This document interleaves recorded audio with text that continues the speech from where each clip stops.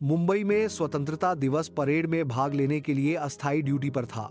मुझे दिल्ली में 2 रात रुकना था, इसलिए मैं होटल टैज में रहा। मैंने इस होटल को इसकी ख्याति के कारण विशेष रूप से चुना था। शाम को मैंने रिसेप्शन को कॉल किया और उनसे मेरी ड्रेस को इस्त्री करने का अनुरोध किया। थोड़ी देर बाद रूम सर्विस बॉय मेरी ड्रेस लेने आया। मैंने उसे इस्त्री के लिए अपनी वर्दी सौंप दी। वह मेरी वर्दी को देखकर हैरान हो गया और विनम्रता से पूछा, सर, आप आर्मी में हैं? मैंने जवाब दिया, हाँ। उसने तुरंत अपना मोबाइल निकाला और मेरे साथ सेल्फी ली और कहा, सर, मैं पहली बार किसी आर्मी ऑफिसर को देख रहा हूं। मैंने उन्हें फिल्मों में ही देखा है। उन्होंने तुरंत अपने पैरों को स्टेप्ड किया और सलामी दी। उन्होंने कहा, जय हिंद सर, और चला गया। कुछ देर बाद किसी ने दरवाजा खटखटाया। मैंने दरवाजा खोला और अपने को विस्मित करने के लिए 2 खूबसूरत लड़कियां हाथ में अपने सेलफोन के साथ खड़ी थीं। उनमें से एक ने कहा, सर, हम एक सेल्फी के लिए अनुरोध करते हैं। मुझे नहीं पता था कि कैसे प्रतिक्रिया दूं। मैं एक मूर्ख की तरह मुस्कुराया। मैंने उन्हें मिनी बार चॉकलेट दी, जैसे कि वे बच्चे हों। लेकिन आप जानते हैं, घबराहट आपके लिए क्या कर सकती है। यह विचारों के तार्किक प्रवाह को रोक देता है। लगभग 9 बजे मुझे रिसेप्शन से एक फोन आया। मुझसे पूछा गया कि मैं रात के खाने के लिए नीचे आ सकता हूं, क्योंकि यह कमरे में अत्यंत विनम्र तरीके से परोसा जा सकता है। मैं रात का खाना खाने के लिए नीचे गया। तब मैंने उस जगह की असली खूबसूरती पर ध्यान दिया।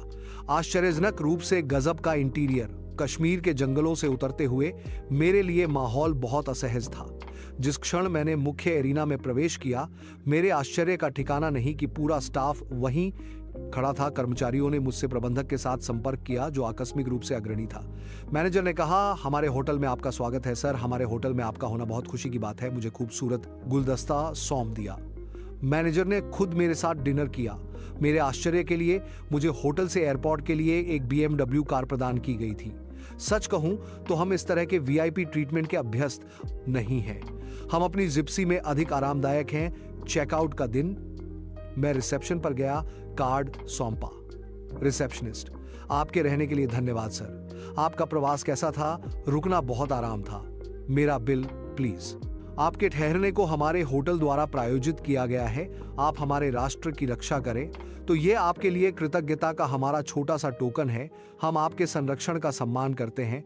मैं सोचता हूं कि मैं ये नहीं सोच रहा था कि चलो पैसे की बचत हो गई, जिससे मुझे अच्छा महसूस हुआ हो, लेकिन ये उन सम्मानों के बारे में था जो उन्होंने ओलिव ब्लैक के प्रति दिखाए थे। मुझे इस कृतज्ञता से गहरा स्पर्श हुआ। हम किस महान राष्ट्र में रहते हैं। उस घटना के बाद मैंने ताज समूह के होटलों के CEO को लिखा। मेरा मकसद यह नहीं कि घटना को बयान करना और ताज दिल्ली के प्रबंधक द्वारा दिखाए गए सौजन्य की सराहना करना है।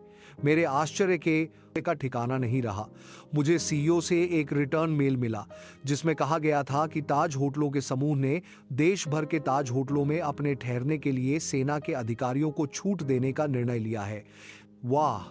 सैनिकों को श्रद्धांजलि और सम्मान देने का एक शानदार तरीका है। टाटा में सबसे अच्छा काम नैतिकता का वातावरण है, इसलिए वे अन्य कॉरपोरेट्स के विपरीत सबसे अमीर नहीं हैं। तो फिर अगर आपके पास नैतिकता के बिना पैसा है तो आप समाज के लिए अच्छे नहीं हैं। रतन टाटा जिंदाबाद।